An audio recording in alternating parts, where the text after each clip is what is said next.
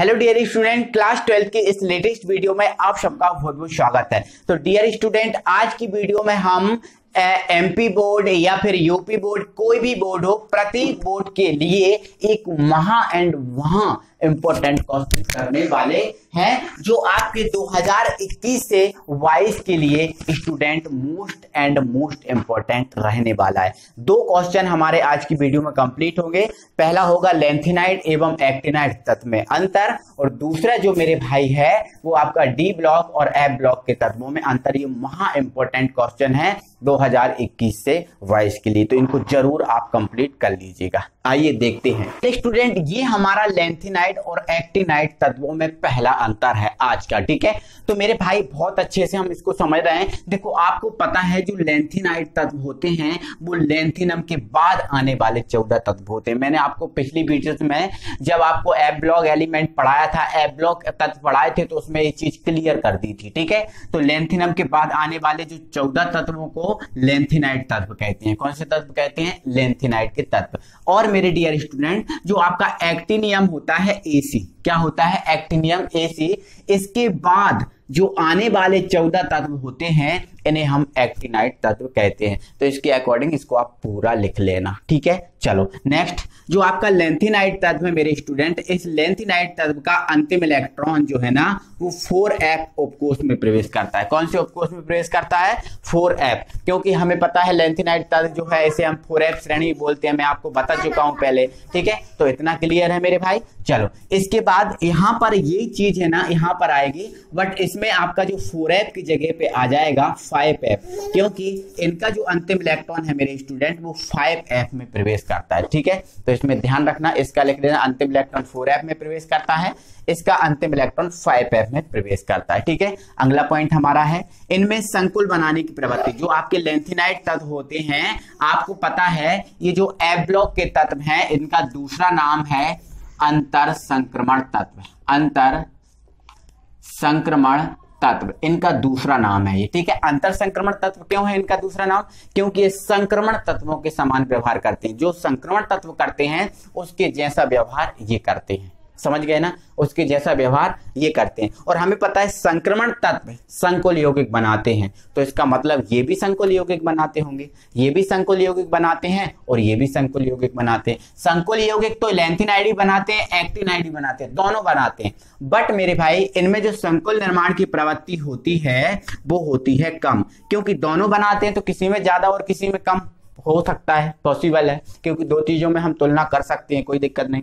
तो इनमें संकुल निर्माण की प्रवृत्ति होती है कम, बट इनमें जो संकुल निर्माण की प्रवृत्ति होती है वो अधिक होती है। ये चीज आप लिख लेना। ठीक है, अच्छे से फुल पॉइंट बनाकर। ठीक है, चलो नेक्स्ट, इनके यौगिक, मतलब ये जो है ना जल के साथ बनाते हैं एक यौगिक, है ना। ये लेंथेनाइड के तत्व जल के साथ यौगिक बनाते हैं और क्षारीय विलयन बनता है ना। जल के साथ जो यौगिक बनता है वो क्षार होता है। क्या होता है? क्षार या क्षारीय विलयन होता है। और ये भी जल के साथ क्षारीय विलयन बनाते हैं, बट दो क्षारीय विलयन, ये भी क्षारीय और ये भी क्षारीय, तो किसी का ज्यादा किसी का कम तो होना चाहिए। ठीक है, तो इनके जो यौगिक होते हैं, इनके यौगिक कम क्षारीय होते हैं। कैसे होते हैं? कम क्षारीय, बट इनके यौगिक जो होते हैं मेरे स्टूडेंट वो होते हैं अधिक क्षारीय, है ना। तो इसमें आप क्या लिख दोगे? अधिक क्षारीय। इनके कम और इनके अधिक क्षारीय। क्लियर है? चलो, और आपको बता दे रहा हूं मेरे भाई, इस यूनिट में से एमपी बोर्ड की अगर बात करें तो 5 नंबर का आना, और ये जो क्वेश्चन है महा इंपॉर्टेंट है।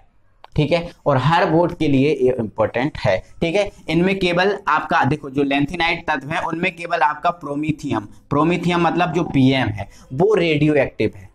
प्रोमीथियम केवल पीएम जो है ना वो रेडियो एक्टिव है, बाकी जितने भी तत्व हैं वो रेडियो एक्टिव नहीं है। मतलब वो तत्व मृदा से प्राप्त हैं, वो तत्व मृदा से प्राप्त है, लेकिन केवल प्रोमीथियम रेडियो एक्टिव है। तो इसमें लिखना है इनमें केवल प्रोमीथियम रेडियो एक्टिव है। बट यदि एक्टिनाइड तत्वों की बात करें तो सभी तत्व, इसमें आप ये लिख देना, सभी तत्व रेडियो एक्टिव है। जितने भी तत्व हैं सभी तत्व मेरे भाई रेडियो एक्टिव हैं। जितने भी तत्व हैं टोटल सभी तत्व रेडियो एक्टिव हैं। आपको इस चीज हमेशा याद रखनी है। तो ये हमारे लेंथेनाइड और एक्टिनाइड तत्वों में 5 अंतर हुए। 5 के 5 अंतर आप अच्छे से कंप्लीट कर लेना। मोस्ट इंपोर्टेंट क्वेश्चन है। अब हम बढ़ते हैं आगे। हमारा मोस्ट आईएमपी क्वेश्चन मेरे भाई ये है, डी ब्लॉक एवं एफ ब्लॉक के तत्वों में अंतर स्पष्ट कीजिए। ये हमारा अगला क्वेश्चन है, इसको आप समझ लो। मेरे भाई आपको ये तो पता ही है डी ब्लॉक इसको क्यों बोला जाता है। क्यों बोला जाता है? क्योंकि ऐसे तत्व हैं इसमें कि जिनका अंतिम इलेक्ट्रॉन डी उपकोष में प्रवेश करता है। ऐसे तत्व जिनका अंतिम इलेक्ट्रॉन डी उपकोष में प्रवेश करता है उन्हें हम बोलते हैं डी ब्लॉक के तत्व। कौन से तत्व? डी ब्लॉक के तत्व। और इसमें क्या आ जाएगा? ऐसे तत्व जिनका अंतिम इलेक्ट्रॉन एफ उपकोष में प्रवेश करता है, एफ ब्लॉक के तत्व। सिंपल सी बात हो रही है, ठीक है। चलो, इन्हें हम बोलते हैं संक्रमण तत्व। जो जितने भी डी ब्लॉक के तत्व हैं इन्हें हम क्या बोलते हैं? संक्रमण तत्व। और संक्रमण तत्व क्यों बोला जाता है ये चीज मैंने आपको बता दी है, आगे ये चीज मैंने बता के रखी है आपको। क्यों बोला जाता है? क्योंकि एस और पी के समान ये व्यवहार प्रदर्शित करते हैं।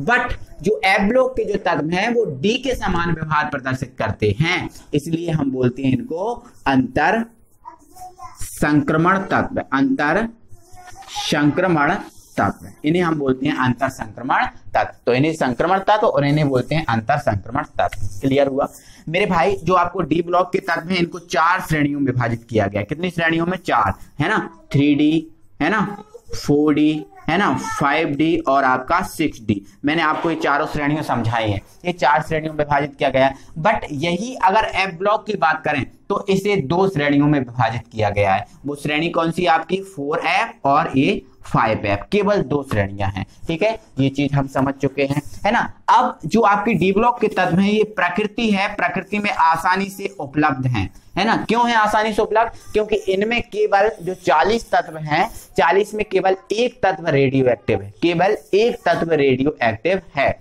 बाकी जितने भी तत्व हैं वो मृदा में उपलब्ध हैं, मृदा में उपलब्ध हैं, है ना। और इसलिए ये जो मृदा में उपलब्ध होने के कारण ये तत्व स्थायी हैं। बट ये प्रकृति में आसानी से उपलब्ध नहीं है। क्यों नहीं है? क्योंकि ये जो तत्व हैं वो रेडियो एक्टिव। अधिकतर जो एफ ब्लॉक के तत्व हैं वो ऐसे हैं जो रेडियो किरणों से बने हैं, रेडियो किरणों को उत्पन्न करने के लिए इनका यूज किया जाता है, रेडियो एक्टिव है ना। तो इसमें लिख लेना ये प्रकृति में आसानी से उपलब्ध नहीं है ना। अब ये प्रकृति में आसानी से उपलब्ध है इसलिए ये कैसे हैं? स्थायी। रेडियो एक्टिव नहीं है ना, बट ये चीज रेडियो एक्टिव है तो ये कैसी है? अस्थायी है। क्या है? अस्थायी। इसमें आप छठवां पॉइंट और बढ़ा सकते हो। छठवां पॉइंट आप ये बढ़ा सकते हो, इनका सामान्य इलेक्ट्रॉनिक विन्यास n-1 d 1 से 10 और ns 1 से 2। क्या मैंने आपको डी ब्लॉक जब पढ़ा रहा था तो सामान्य इलेक्ट्रॉनिक विन्यास यही बताया था? बिल्कुल, है ना। बट इसमें अगर देखें तो इसका सामान्य इलेक्ट्रॉनिक विन्यास n-2 f 1 से 14 n-1 d 0 से 10 और ns 0 से 2। ये इसका सामान्य इलेक्ट्रॉनिक विन्यास। क्योंकि मैंने आपने अगर शुरू से देखा है तो ये जो अंतर आपका समझा है, आपने डिफरेंस समझा है, इसमें कोई प्रॉब्लम नहीं होगी। मेरे भाई आपको बता दे रहा हूं ये दो क्वेश्चन जो है ना महा इंपॉर्टेंट क्वेश्चन है। आप मान के चलना कि इनमें से एक क्वेश्चन आपके एग्जाम में जरूर पूछने वाला है, जरूर आएगा, ठीक है। चलो तो मिलते हैं बेटा अगली वीडियो में। Thank you very much.